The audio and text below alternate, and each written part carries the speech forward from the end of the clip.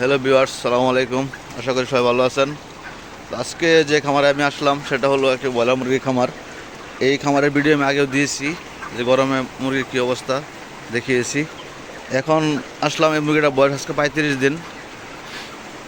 মুরগিটা গরুর ওজন আছে এভারেজ 20-এর উপরে। এটি খাদ্য খেয়েছে আপনার প্রায় 62 বস্তা।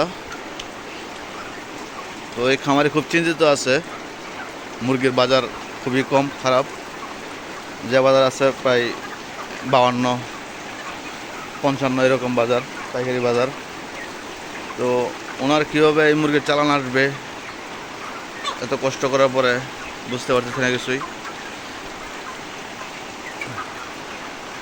এত কষ্ট করে যে মুরগির বাজার না পাওয়া যায়। উনি মুরগি তুলেছিল আপনার 1060 পিস। এখন এখানে গরমে মরে যাওয়ার পরে আছে আপনার 950-এর মতন প্রায়। এই যে কারেন্ট চলে গেছে, দেখেন এখন মুরগির কী অবস্থা হয়।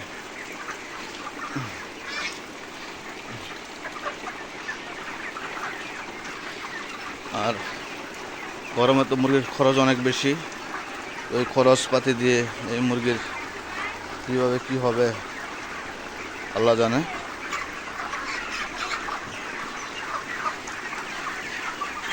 এদিন কারেন্টেও প্রচুর ডিস্টার্ব করতেছে।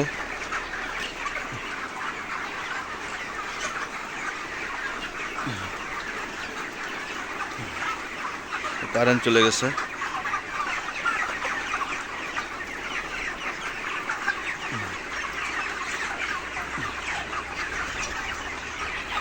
এখন বাজার যে এত কমে যাবে এটা তো সে বুঝতে পারে নাই।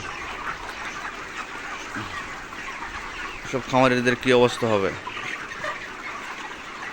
যত দামি বাচ্চা 62-63 টাকার পিসের বাচ্চা। এখন মুরগির বাজার হচ্ছে আপনার 105, 50, 160।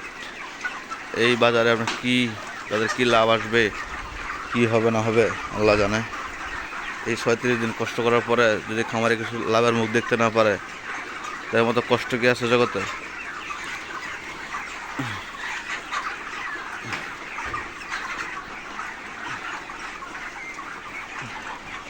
এই মুরগিটা আজকে মনে হয় বিক্রি করে দেবে। এই ভিডিওটা আমি আরও 4-5 দিন আগে করেছিলাম একটা ভিডিও।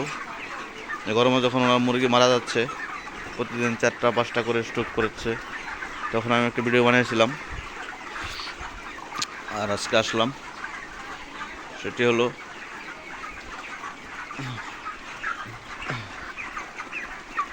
ওনার মুরগি আরও মারা যেত।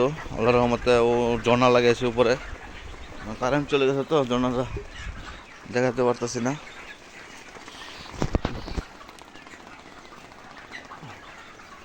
উনি হচ্ছে এশিয়ার খাদ্য খাওয়া, সেই কোম্পানির আমার ডিলার।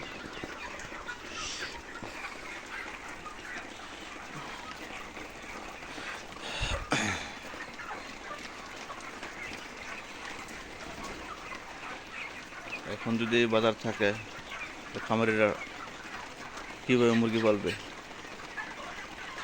আমাদের সরকারের উচিত যে একটা মুরগির নির্ধারিত রেট করা দেওয়া দরকার।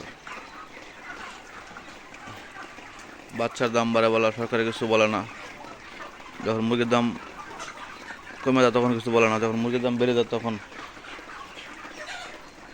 ভ্রাম্যমাণ আদালত, ম্যাজিস্ট্রেট মাঠে নেমে তদন্ত চালায় দেয় কেন মুরগির দাম বাড়লো।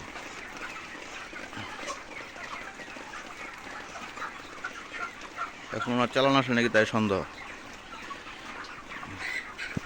ওকে, সবাই ভালো থাকবেন, আল্লাহ হাফেজ। ভিডিওটি ভালো লাগলে সাবস্ক্রাইব করে রাখবেন।